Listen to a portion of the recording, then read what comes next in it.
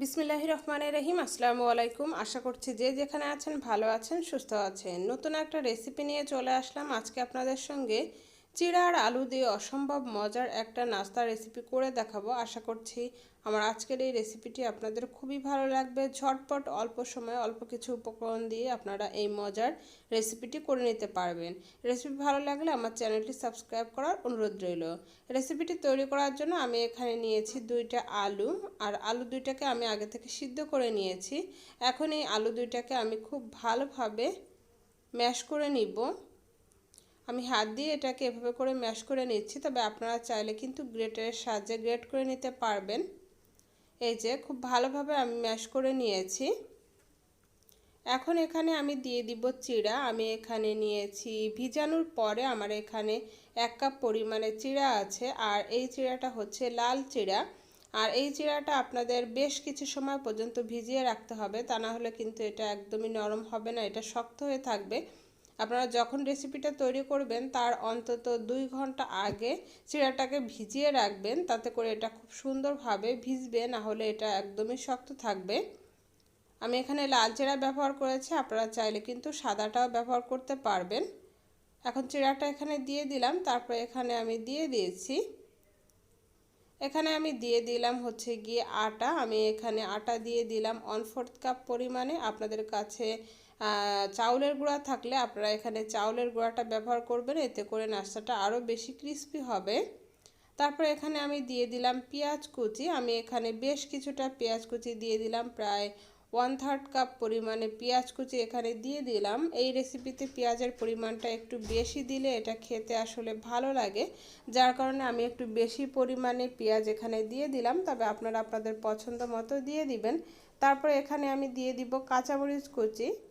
তারপর এখানে আমি দিয়ে দিলাম স্বাদ মতো লবণ, দিয়ে দিলাম সামান্য পরিমাণে শুকনো মরিচের গুঁড়া, দিয়ে দিলাম পরিমাণ মতো হলুদের গুঁড়া।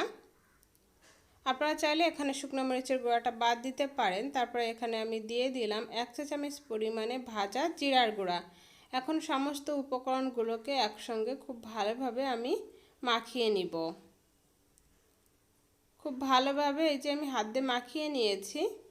এই পর্যায়ে এখানে কিন্তু কোনো ধরনের পানি ব্যবহার করা যাবে না, পানি দিলে এটা কিন্তু নরম হয়ে যাবে। আর এখানে আমি কোনো ধরনের ডিমও ব্যবহার করিনি, ডিম দিলেও এটা আরও কিছুটা নরম হয়ে যাবে। সেক্ষেত্রে আপনাদের এখানে আরও কিছুটা চাউলের গুঁড়া নয়তোবা এখানে আটা যোগ করতে হবে, যার কারণে আমি এখানে ডিম ব্যবহার করিনি। এখন আমি হাতটা ক্লিন করে হাতে সামান্য পরিমাণে তেল লাগিয়ে নিয়েছি। এখন এখান থেকে কিছুটা মিশ্রণ আমি নিয়ে হাতের সাহায্যে এভাবে করে গোল করে নিচ্ছি। প্রথমে এটাকে গোল করে তারপরে আমি এভাবে করে চাপ দিয়ে চ্যাপটা করে নিব। এই যে একটা নাস্তা আমাদের রেডি হয়ে গেল। এভাবে করে আমি সবগুলোই রেডি করে নিব। এখানে আমি আরও একটা রেডি করে দেখাচ্ছি আপনাদের। রেসিপিটা ভালো লাগলে সবার কাছে অনুরোধ থাকবে আমার চ্যানেলটি সাবস্ক্রাইব করার। এই যে আমি আরও একটা রেডি করে ফেললাম। এভাবে করে আমি সবগুলোই রেডি করে নিব।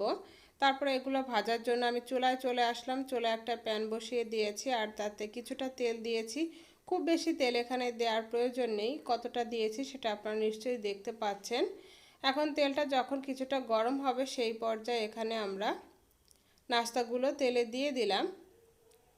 আমি এখানে দিয়ে দিলাম 5টার মতো। এখন অপেক্ষা করব একটা পাশ ভাজা হয়ে যাওয়া পর্যন্ত। একটা পাশ যখন ভাজা হয়ে যাবে তখন এটাকে আমরা উল্টে দিব। আর এই পর্যায়ে চুলার আঁচটা মিডিয়াম টু লো আঁচের মাঝামাঝি রেখেছি। চুলার আঁচটা খুব বেশি বাড়িয়ে দিলে এগুলো কিন্তু পুড়ে যাবে।